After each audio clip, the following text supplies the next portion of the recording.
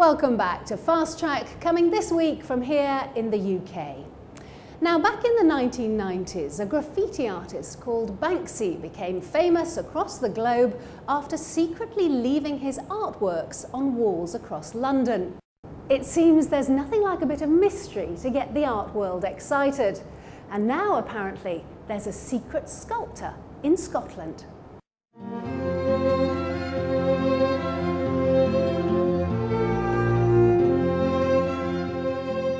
It's burn season in Scotland at the moment, when they all celebrate the life of their national poet, so they're already in romantic mood. Fair fa your honest sonsy face, great chieftain o' the puddin race, aboon them all ye tak your place, paint, stripe or thairm. We'll start the story, fittingly, over at the world's first purpose-built storytelling centre.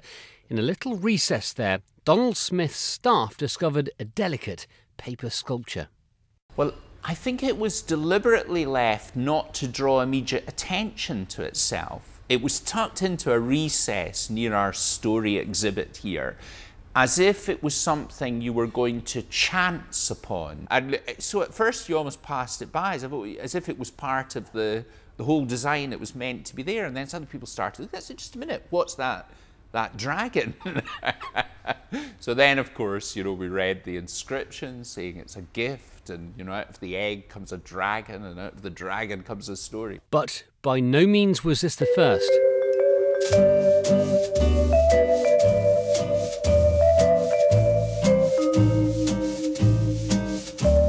Since last March, these have been appearing across the city at some of the most venerable cultural institutions.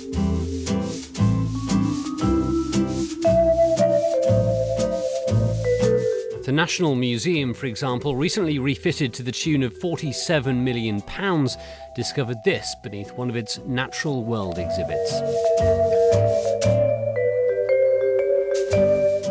And nobody knows who's behind them. Well, nearly nobody. This journalist thinks she's cracked it. You think you might know who this artist might be? Yes. So who is it? I've spoken to the artist, and I believe that he is the person responsible for these artworks, but I'm not going to reveal the name of the artist because it would spoil the mystery and put an end to what's been a really good tale.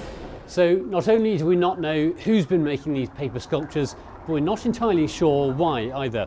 One theory is that it's all been cooked up by the tourist board here in Scotland. Another theory is that it's a response to art cuts threatened by the British government. But one thing's for sure, everyone's pretty happy about it.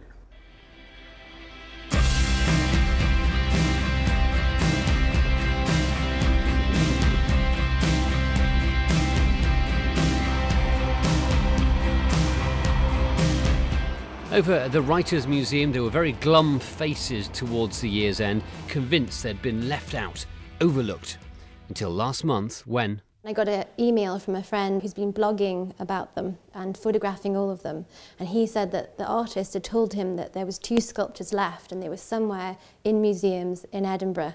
So I grabbed my coat, went running up the Royal Mile, flew into the Writers' Museum, and there it was. So I was just really excited and absolutely thrilled that we had it. If you look in, you can see Dr. Jekyll and Mr. Hyde. And then on the right here, you see Hyde with a stick and a very anxious looking young woman.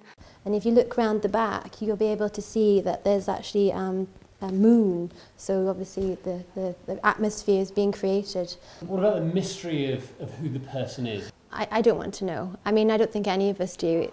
The whole point of them is that they're mysterious, and I mean that's what happens when you read a book. You don't want to flip to the end of the book. You want to build it up and have an adventure.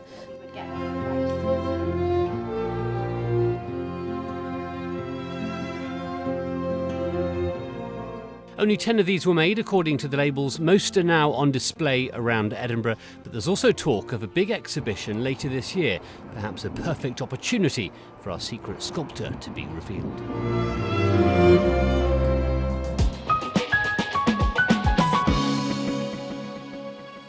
Keith Wallace reporting from Edinburgh on Scotland's secret sculptor, and do let us know if you have any clue who that might be. Now, today's UK might be a hotbed of design, popular culture, music and contemporary art, but lots of people come here for a taste of our past. And action! Many TV tourists who've been fed a diet of British costume drama come here to see the places where their beloved characters live out lives very much defined by ancestry and social class. Downton Abbey is Britain's latest TV export to have captivated the world. It's filmed at Highclere Castle in the south of England. And we sent Joanne Worley to find out whether this life of lords, ladies and plenty of servants still exists.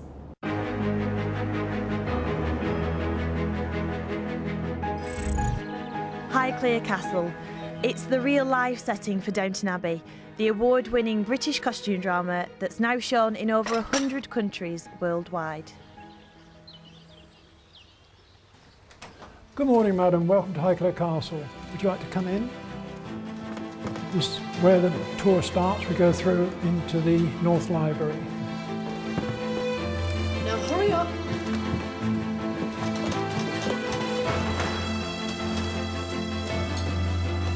TV tourists come here from all over the world to walk in the footsteps of the Downton characters. But this isn't some temporary film set. The castle has housed members of the British nobility since the late 17th century, and it's still home to a lord and lady and their staff. Colin Edwards is the real castle butler, charged with laying tables and greeting Highclere's increasing number of visitors.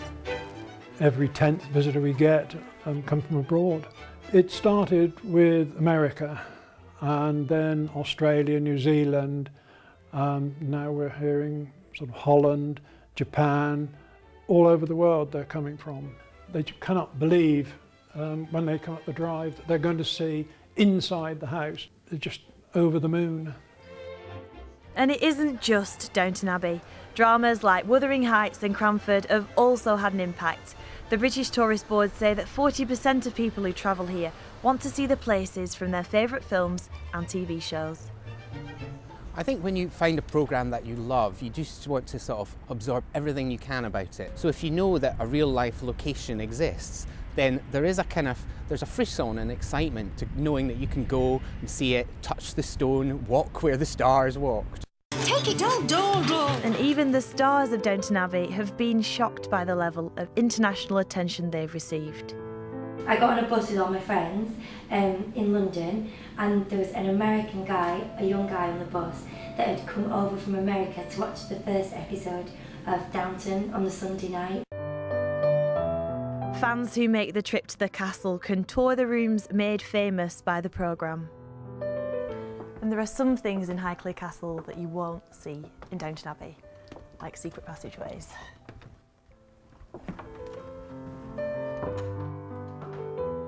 Each room is steeped in history. The castle is packed with antiques and relics, including the desk and chair of Napoleon.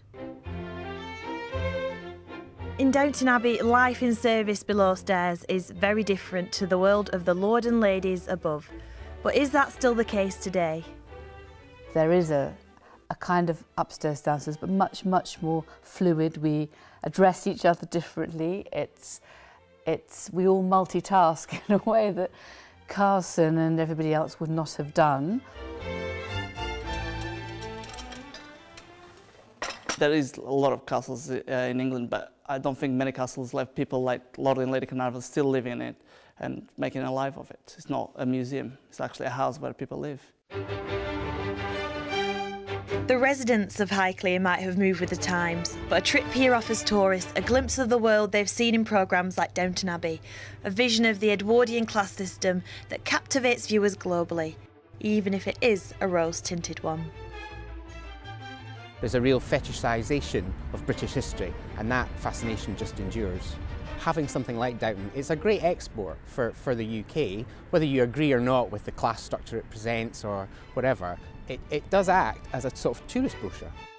Good afternoon, madam. I hope you've thoroughly enjoyed your visit. Please do visit us again.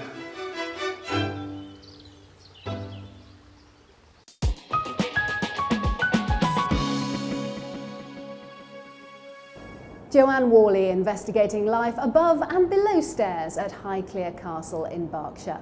Well, that's it from this week. We hope you've enjoyed the programme, this special edition from here in the UK. We've certainly enjoyed showing you round our home patch. Next week we'll be off on our travels again, heading to New Zealand, where we get lowered into a deep, dark hole for kicks. Not my idea of fun, I must admit. In the meantime, if you'd like to check out our website, its address is bbc.com/fasttrack, or log on to bbc.com/travel. They're spending this weekend experiencing winter in England's Lake District, or going long-distance swimming in Nepal. Till next week though, wherever you're heading, have great fun, and thanks for watching. Bye-bye.